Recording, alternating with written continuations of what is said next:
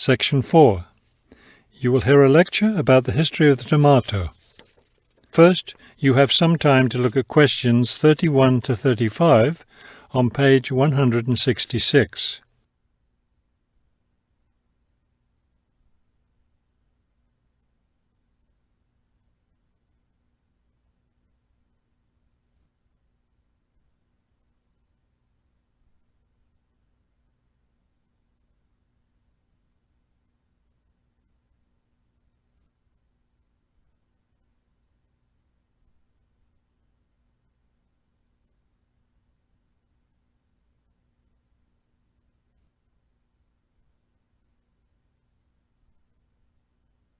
Now listen carefully and answer questions 31 to 35. The tomato is a popular vegetable, which figures in the cuisine of many countries around the world. It is particularly prominent in Italian cooking, but it was unknown in Europe until Spanish explorers brought it back from the Americas. The tomato originated in the highlands of Peru.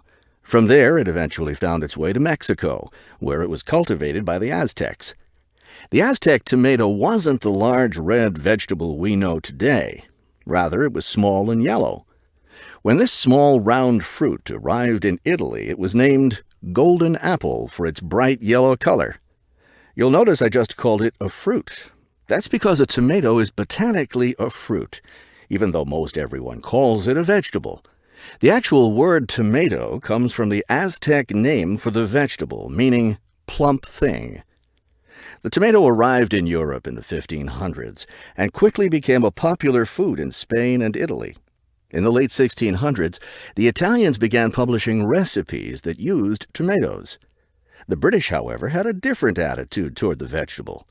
It was grown as an ornamental plant in Britain in the 1600s, but it wasn't eaten because it was thought to be poisonous.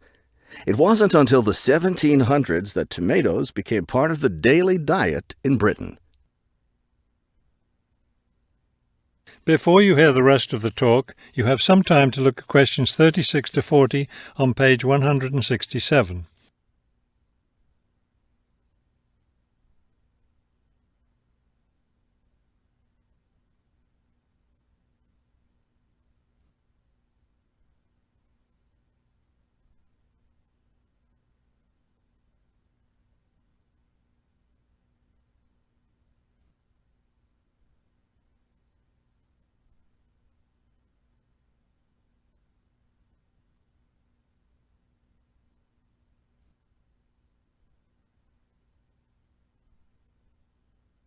Now listen carefully and answer questions 36 to 40. In the United States, tomatoes were also used as ornamental plants rather than as food for a long time. This attitude began to change in the 1800s.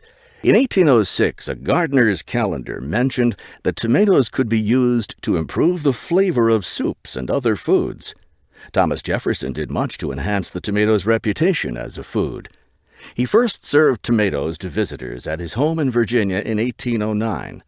Then in 1820, a man named Robert Gibbon Johnson decided it was time to discard once and for all the idea that tomatoes were poisonous. To prove his point, he ate 1 kilo of ripe red tomatoes in public. 2,000 people gathered to watch this feat, which took place on the steps of the courthouse in Salem, Massachusetts. Amazingly enough, Johnson survived this stunt. The popularity of the tomato as a food began growing rapidly. Soon people all around the country were eating tomatoes. By the 1830s, American newspapers and magazines were publishing thousands of tomato recipes. However, all those recipes involved using tomatoes in some cooked form. Tomato salads and sandwiches were still unknown. It wasn't until a century later, in the 1930s, that it became popular for people to eat raw tomatoes. That is the end of section 4. You now have half a minute to check your answers.